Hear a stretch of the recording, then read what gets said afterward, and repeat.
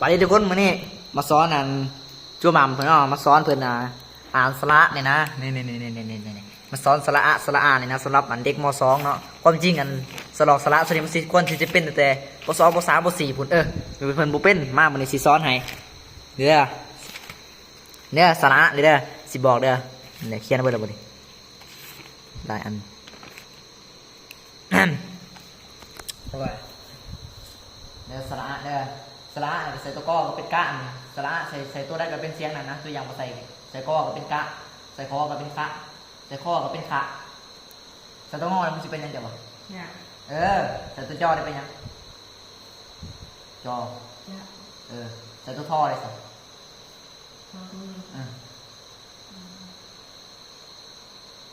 พอทุ่งใส่สระก็เป็นตัวก้อได้สิตัวก้อเคยเป็นกะตัวท่อก็ต้องไปทะใส่ตัวท่อได้สิเอาทุ่งเลยจะไปทะ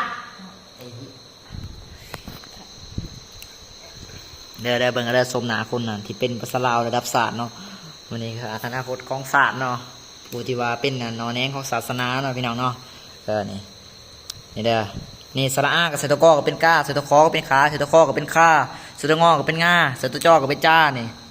ใส่ตัวซอก็เป็นซาใส่ตัวซอก็เป็นซ่าเขาสูบซ่าเด็กเขียนสิแต่ซาไปเขียนไปเห็นอยู่ใส่กับใส่ตัวซอใส่สระอากับเป็นซ่าไปอ่านอยู่จำปาสักอ่านอยู่ลงพอบ้างหรือไปอ่านอยู่แข้งเวียงจันทร์กับซ่าคือกันนี่แหละต่างแต่ว่าสำเนียงเขาจะเขียนยังไงก็เรื่องของเขานี่มันเป็นสระอีนี่สระอีใส่ตัวกอกับไปกี้อยู่ไซด์ไปอยู่ฝรั่งเศสกับอันเดียวกันคือกันนี่แหละลักษณะคล้ายๆกันปี